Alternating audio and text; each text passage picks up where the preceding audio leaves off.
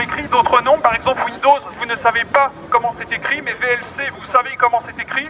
Et donc, vous pouvez jeter un coup d'œil si vous en avez le temps, l'intelligence et les capacités. Néanmoins, sur votre ordinateur, il y a d'autres pièces que le disque dur qui ont des logiciels. Parmi ces pièces, il y a le processeur. Dans un processeur, tous les logiciels sont cryptés. Vous ne savez pas comment ces logiciels sont codés et les logiciels du processeur ont la priorité sur les logiciels de votre disque dur, c'est-à-dire également de votre système d'exploitation, comme Windows par exemple. C'est avec votre système d'exploitation que vous dialoguez avec votre souris et votre clavier pour prendre vos informations sur votre ordinateur. Et donc, les logiciels du processeur qui sont cryptés, vous ne savez pas comment ils sont faits, ils ont priorité sur les logiciels du disque dur et c'est un système de surveillance très élaboré. Voilà, c'est mon annonce. Il faut savoir que je prends beaucoup de risques en faisant cette annonce. Vous ne trouverez pas cela dans la bibliographie scientifique. Néanmoins, les experts en sécurité le savent et n'osent pas prendre la parole. Et quel tort ça nous fait à nous? Et donc, la surveillance. Ceci est surtout un domaine c'est surtout pour la surveillance. Il y a également autre chose dont je voulais parler. Aujourd'hui, les transistors qui sont dans le processeur sont de l'ordre du nanomètre. Ils ont des propriétés électromagnétiques. Les objets qui ont des propriétés électromagnétiques sont susceptibles de réagir aux ondes électromagnétiques. Je rappelle que les ondes Wi-Fi, que les ondes Bluetooth, que les ondes satellites sont des ondes électromagnétiques et peuvent donc changer la conformation physique d'un objet qui a des propriétés électromagnétiques. Je rappelle que la plupart des objets du monde qui nous entoure ont au moins un petit peu de propriétés électromagnétiques et donc peuvent réagir aux ondes électromagnétiques. Les processeurs réagissent aux ondes électromagnétiques, c'est encore un moyen de les contrôler physiquement. Il y a déjà un moyen de les contrôler au niveau du software, c'est-à-dire avec le logiciel, avec les logiciels cryptés. Et donc, il y a également un moyen d'avoir un contrôle physique avec les ondes électromagnétiques sur vos processeurs, ceci pour plus de surveillance. Je rappelle également qu'il n'y a pas que dans le monde de l'informatique, il y a des processeurs, il y a également dans le monde de l'électroménager des processeurs cachés. Dans votre machine à laver, il y a par exemple un processeur. Et dans la plupart des pièces d'électroménager, il y a des processeurs. Je rappelle que les processeurs sont connectés à Internet à votre insu. Même quand vous n'avez pas de box, ils sont connectés par les ondes satellites qui sont des ondes électromagnétiques et qui peuvent interagir avec ces processeurs. Et donc, je rappelle que nous sommes entourés de processeurs, que l'informatique est un monde omniprésent. Et donc je vous mets en garde contre la surveillance, notamment par les processeurs qui ont des logiciels cryptés et qui en plus réagissent aux ondes électromagnétiques, c'est-à-dire qu'ils peuvent interagir avec les ondes électromagnétiques. Ce qui veut dire que par exemple, un ordinateur qui n'est pas connecté, que vous pensez non connecté à Internet, l'est quand même si vous n'avez pas de box. Il peut être connecté avec Internet, avec les ondes électromagnétiques, et avec les logiciels du processeur ont priorité sur les logiciels du disque dur. Vous êtes donc épié avec vos processeurs. Et donc c'est un niveau de surveillance supérieur à ceux que vous avez sur les disques durs. Et donc il faut faire attention, par exemple si vous utilisez Linux est un logiciel, un système d'exploitation.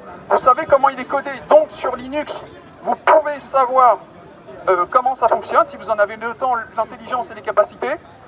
Cependant, même Linux ne peut pas faire face aux logiciels du processeur de votre ordinateur qui sont cryptés. Et donc, c'est quand même intéressant d'utiliser Linux plutôt que Windows. Linux est une alternative intéressante. Et donc, pour Linux, si personne n'utilisait Linux, alors ce qui nous épie se permettrait davantage de choses avec les processeurs. Donc ce n'est pas inutile d'utiliser Linux. Ouais, mais tout le monde n'a pas la capacité d'utiliser Linux. Et tout le monde n'a... Alors Linux, c'est très simple. C'est Windows qui veut qu'on pense que c'est compliqué. C'est pas simple. Mais c'est très simple.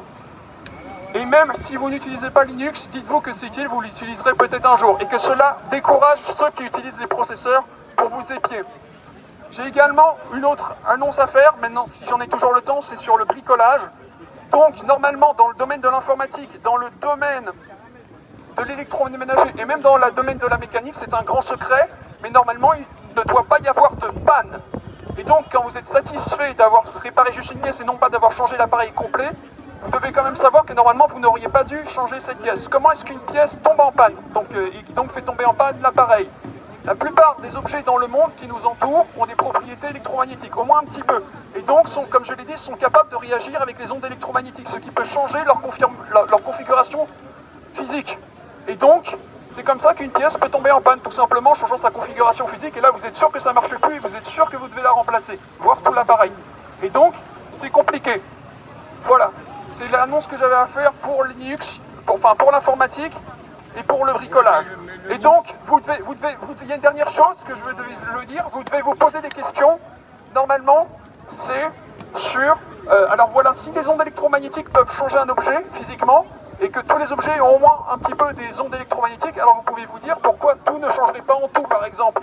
Et là, je vous ramène à d'éventuels souvenirs de vos enfances, quand vous avez vu des magiciens très forts qui faisaient disparaître des oiseaux ou apparaître des oiseaux derrière un petit foulard, une succession d'oiseaux à travers un foulard. Ça, ce n'est pas de la magie. De la vraie magie, c'est de la rapidité, de la dextérité et une histoire. Dans le cas de ce magicien-là, c'est de l'électromagnétisme avec une équipe d'informaticiens derrière qui font apparaître et disparaître des oiseaux. Voilà. Et donc, ce n'est pas discret si on fait disparaître par exemple votre machine à laver pour vous dissuader de prendre la parole en public. Et donc, dans le monde entier, il y a mine de rien beaucoup de pannes dans l'électroménager, dans l'informatique et dans la mécanique. Et normalement, il ne devrait pas y en avoir.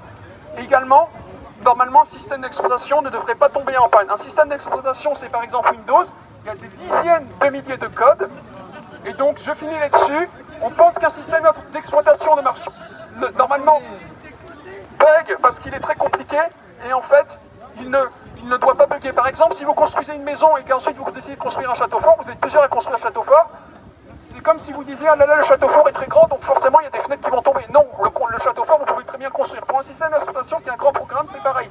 On ajoute les lignes à ligne progressivement et donc s'il y a des milliers de lignes, on a tendance à se dire que telle ou telle ligne combinée ensemble ça fait des bugs et donc il y aura toujours des bugs. Non. On ajoute les lignes très progressivement et normalement un système d'exploitation ne tombe pas en panne. Normalement Windows ne tombe pas en panne. Voilà, ce sont les signalements que j'avais à faire sur de façon générale l'électromagnétisme, ce qui nous pousse à être surveillés, ce qui nous pousse à remplacer des appareils dans le domaine de l'informatique, de l'électroménager et de la mécanique. Voilà, j'ai fini de parler, je vous remercie. Merci à toi. Merci à toi.